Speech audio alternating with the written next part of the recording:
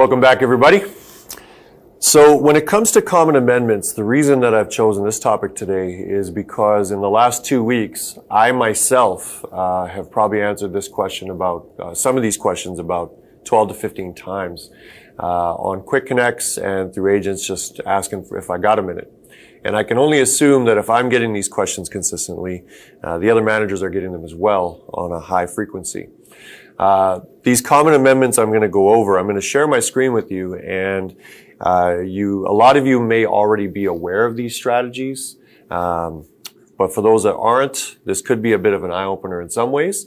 And as we go, I will be able to share these with anybody that wishes. I'll probably be able to send them out via email, or maybe we can post them up somewhere if you have any other questions. Maybe let us know in the private chat if that's the case. But here we go. So one very basic scenario is where agents feel like they're running out of space on the amendment. And Addie, are we still sharing there? There we go. So when using an amendment, one of the crazy things is that I myself, when I was practicing my career, I didn't figure this out probably until about my 5th or 6th year in, and I'm a little bit embarrassed to admit that, but it's true. Let's pretend that you need more space on an amendment.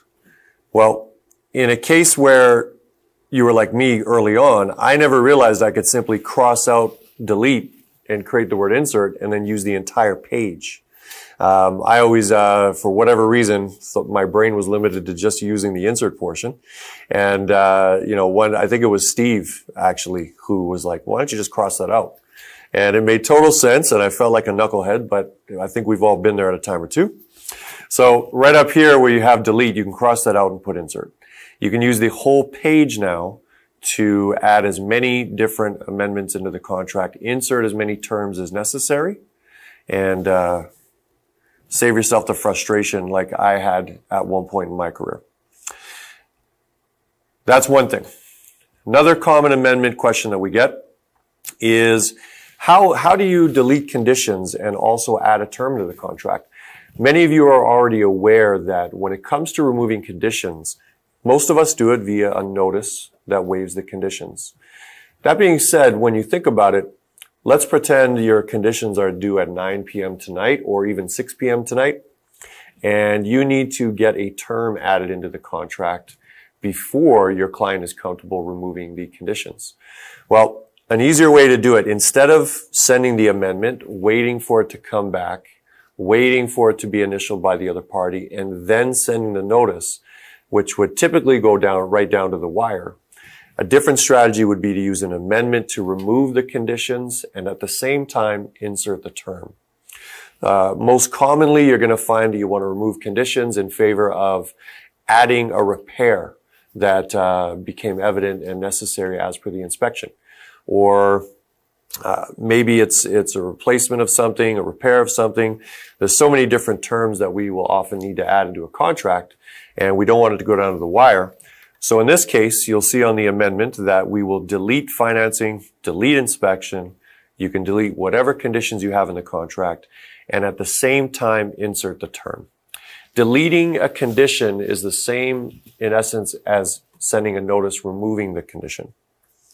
So here we have it. Remove the two conditions at the top of the screen here on the delete section, and then down below you'll notice insert 9.2 other terms, and whatever that term happens to be. That is one thing that is very common that a lot of agents don't exercise in their practice. And the main reason that I would recommend you exercise this is simply so that it doesn't come down to the wire. We've all, especially nowadays where agents are incredibly busy, especially the more productive agents, a lot of times if you send them 4 hours prior to conditions removal, you send them any sort of paperwork, a lot of times they're not going to be able to acknowledge it for a couple of hours. Well, I'll tell you what, if they burn through a couple of hours and now they've got to scramble, you got to hope that their client's available to acknowledge and sign, and then hope it all comes back on time. The other thing is this: a lot of times a seller will be apprehensive to negotiate down to the wire or even at all. When you think about it, if you're a seller and your realtor puts this in front of you and it basically says, in exchange for removal of these conditions, the buyer wants this holdback worth $500, $1,000, that sort of thing. In essence, the realtor will say, if you sign this, it's a done deal. Your property is now going to be firm sold, and you don't have to worry about going back on the market. That can be a powerful tool in some cases, because even though the buyer is requesting something, it's pretty powerful to see it on the page that it's a done deal as soon as we accept it, versus just an amendment with the conditions to follow. So something to maybe consider practicing in your business. And if you do have any questions on this, definitely let us know. We're happy to help. The last form of amendment common amendment that we're going to talk about today, this has been very common lately, is how do you add a buyer to a contract, or how do you change the name of a buyer on the contract? I've seen an incredible a major increase of buyers that need to be removed due to one reason or another, and another buyer take their place. Could be that you've got a couple and they've gone through some challenges, and the one person's credit is actually hurting the approval, so they take that person off in favor of a co-signer of many sorts, a parent, somebody. And when that happens, our agents will call us and say, how do we do this? And what's crazy is it's surprisingly easy to implicate somebody into an entirely agreed to upon contract, where if anything goes wrong, that person now is potentially going to take the fall. That being said, it is surprisingly easy. And as you can see from here on the amendment, you'll notice that it says John Doe and or nominee.